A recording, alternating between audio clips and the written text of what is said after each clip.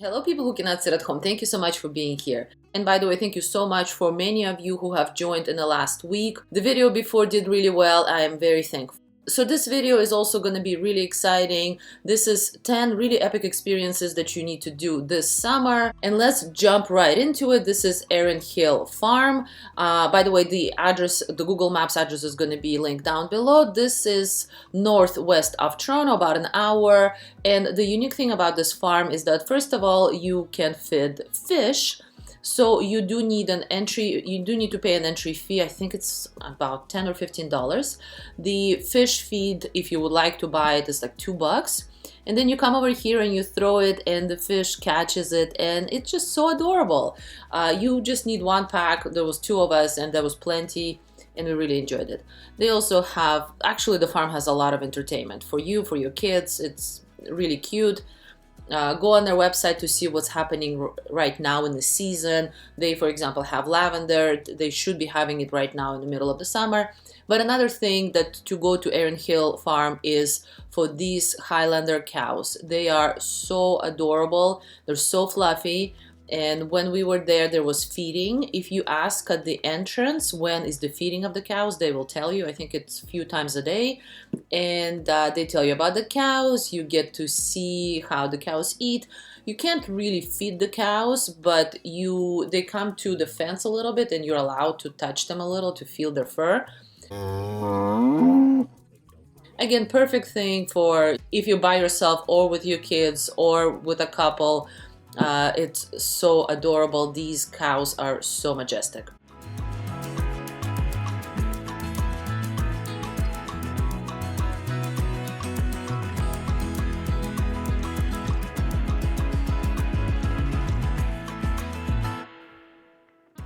Definitely quite the experience that I don't feel a lot of people know about.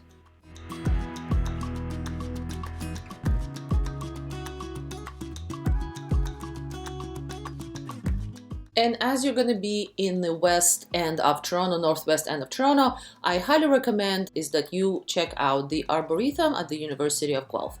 The entrance is free and it's, again, very unique kind of area. It's a huge area. You will be doing a lot of walking. I would suggest you pretty much spend a whole day here. It has different kind of areas that are, for example, like this Japanese garden that you need to check out, and a number of flower places, like, you know, kind of areas with a lot of flowers. There's an area with a fountain, so definitely check these out. But then the area itself is just a huge area with different trees. Arboretum, as I understand it, and correct me if I'm wrong, is like a museum of trees. So they're usually a plaque at the bottom of pretty much almost all of the trees, and you can learn about it, what it is, and where it's coming from. I found it very fascinating just walking around. I love anything that grows, really. I'm a huge gardener. So if you're into plants and gardens and trees, this is the place for you. But honestly, even if you're not, this is a great opportunity to learn and just discover interesting facts about the trees, and just a great park that is, on top of it all, free.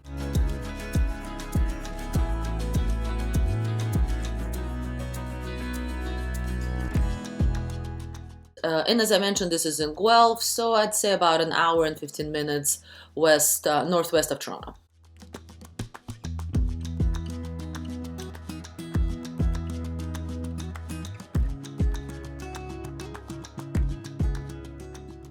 Another really amazing experience that's animal experience is the Ostrich Land. These guys are located sort of behind Hamilton, so I would say about an hour and a half from Toronto as well, but this is more of a kind of almost heading south of Toronto. So kind of like Niagara, almost beginning of Niagara region. So what I did before I went there is I booked a feeding tour, which at that point was $20. I don't know if it may have changed by now, and an ostrich egg reservation. The ostrich egg took a while to arrive. I think it took about 2 months. And when I was notified that the egg is there for me, because I wanted to buy an egg, and you need to reserve it. You cannot just show up at the farm and buy an ostrich egg. It's you need to reserve it because they don't really have it every day. And when they notified me about the egg, I went in and I booked a feeding experience of the ostriches, which is essentially you you get this jug of feed and these guys come and they stick their faces right into it.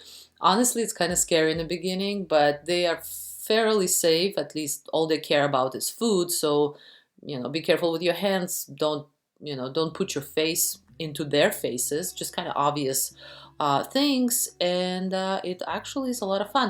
By the way, all of these that I'm showing, the ones that you're gonna get to feed, they are only they're yearling, they're only 1 year old. The big ones, they will be on the side, you will see them, but you're not allowed to feed them because they're just, they're big guys. These are babies.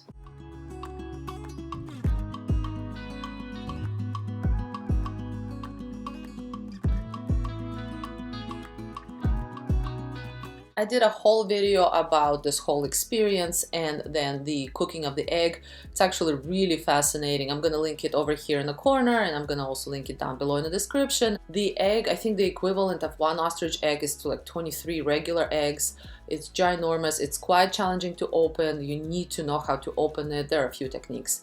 And cooking it was even more challenging. So if you basically want something to do to occupy you for a whole day, go to the farm and then try to cook this egg. It will give you a whole day worth of excitement, let's just call it that. Another really good experience, and this is again because I am a huge gardener. This is Vandermeer Nursery. They are located in Oshawa.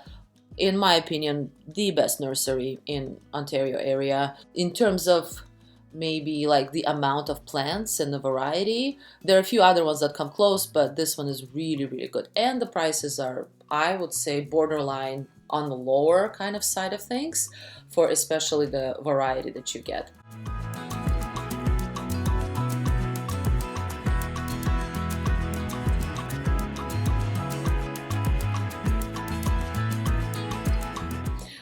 The unique thing about these guys, there are actually a few things. So first, they have the most adorable cafe, La Casita del Cafe, and what they have is, just typical coffees and cakes and things like that. I have gotten their matcha latte. It was excellent, so definitely can recommend. And you walk around with your matcha latte, or you can sit and look at all of the pretty flowers. And at the back of the nursery, there's tons of koi fish, different sizes, and they come to you as you approach them because they think that you're gonna feed them. There is no opportunity to feed them. Please do not stick your fingers into the pond. These fish are for sale. It's just really cool to see them. There are many tanks. Again, perfect place to, honestly, for like a date or to bring your kids, or just go by yourself, really. Very interesting nursery. Definitely owned by people who love what they do.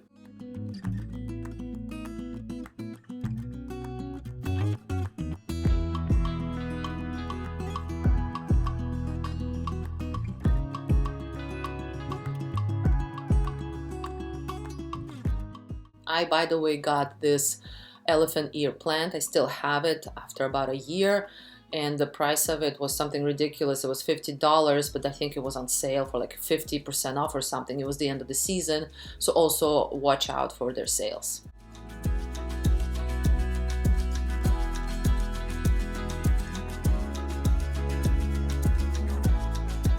Treetop Trekking is a company that offers you an experience in the trees. So they have, I don't want to lie, I think about 5 or 6 different locations. This is the Nottowassaga location, which is about an hour and a half northeast of Toronto. So what they do at first is they get you to kind of try how you're gonna be handling all of the ropes and the zip lines, so they make sure you know what you're doing. It is actually very safe because you have these carabiners, and as soon as you just step onto it, there's no way to unhook that carabiner in the middle of the course. So even if you fall through the holes or whatever, you will be safe. You're not gonna at all hit the ground. That's absolutely impossible. It's a very actually safe activity. The only thing is, of course, you'll need to climb back up, which is a bit physically challenging. I absolutely love this experience. It was challenging. It was each time you look at it, at some kind of what's in front of you, and you're thinking there's no way I can do this, but then you end up doing it, and there's just that feeling of, oh my gosh, I can't believe I just did that. Some of them were harder than the others. Some of them were more pleasurable than the others. There are, I think, about 5 or 6 different levels. I only got up to level 3, and the higher levels were too hard for me. Like, I knew I don't want to do that. By hard, I mean they're higher off the ground, and there's no time limit, by the way. You can continue, you can, you know, redo levels, you can do whatever you want. Prices check out on their website, but it's definitely really affordable.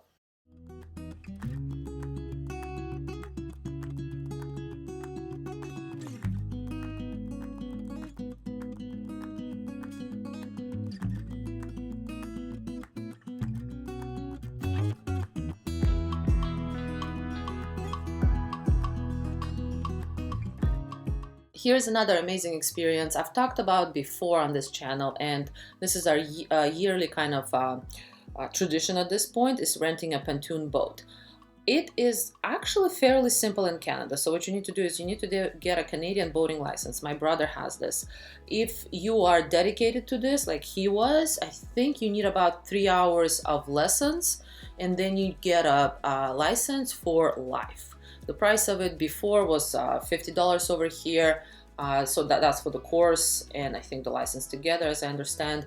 And basically you can get this license in a day, and the next day go to any of the marinas and try to book a pontoon. Of course, maybe not the next day, because I'm sure in the summer there's lineups.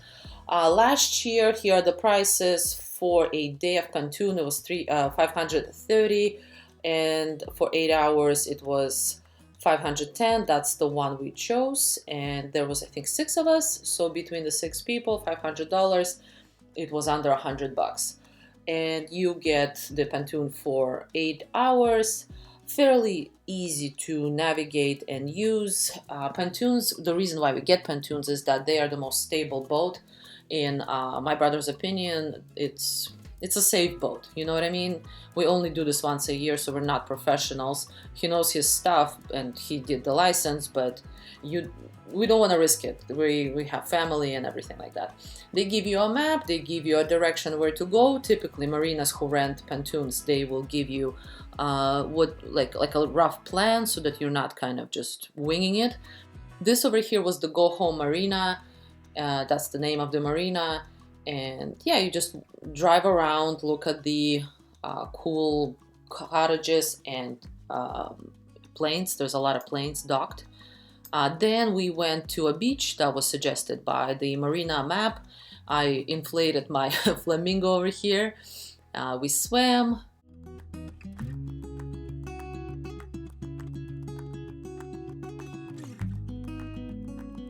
And just a quick reminder, this year I released free Ontario Destinations book that is right now on Amazon. It's definitely a great collection of a lot of free things in Ontario.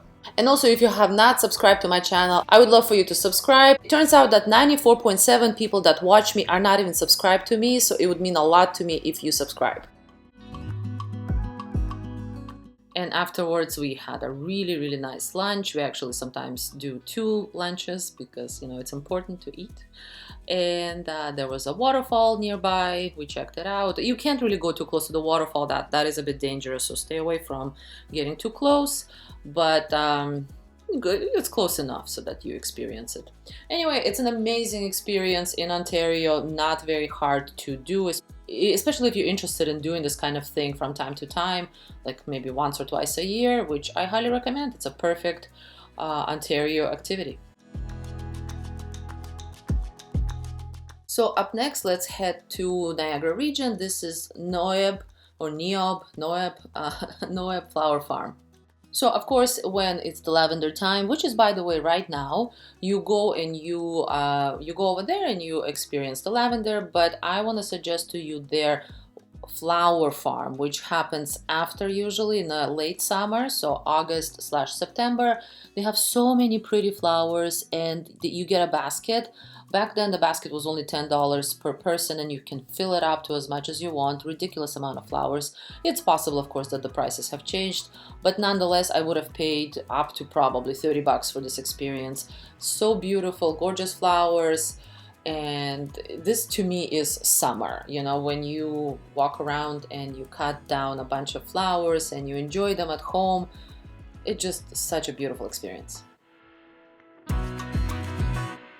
So experience number 8 is berry picking. I know it's a bit of an obvious one, but I want to draw attention to 2 really cool experiences. So first, if you're watching it right now, in the middle of July, the raspberry season is on, and I highly recommend Organics Farm. Number one, of course, is because this is Organics Farm and I love that fact, but also it's a really good experience in the sense that they have different types of berries and it's really yummy and you get to take home some. Last year the entry fee was $16 and you get together with it 1 liter of those berries, which is this size, and it's just a great farm that cares about what they're putting into their berries. Another absolutely must is the blueberry picking. I find a lot of people do this, and specifically Wilmont Orchards is my location, blueberry location. I found them about 4 years ago and I've been going there every single year. Absolutely awesome berries. They have different types. They also have hawk, usually kind of like a presentation you can see. The entry fee I think is $5, and then the bucket, like a huge bucket, was $15. Could have changed by now. They also have ice cream, blueberry ice cream, lavender ice cream. They also have blueberry tarts, and it's just like a whole experience. I absolutely each year do this farm, and I highly recommend it.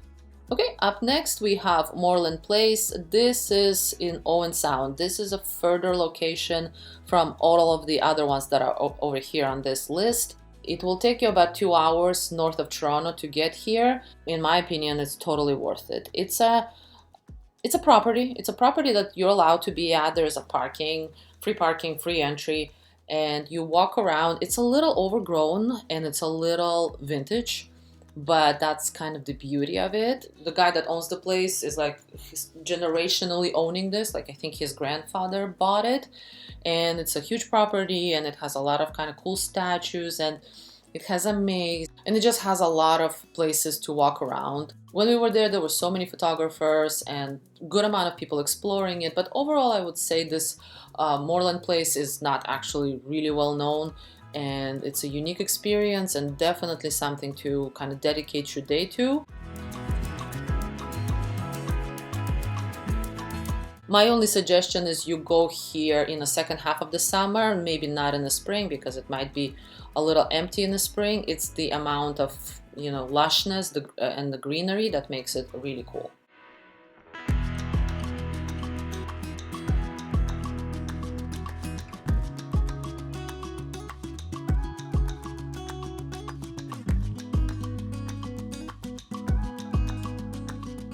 And here's the main house. The owner still lives in here. Very beautiful architecture.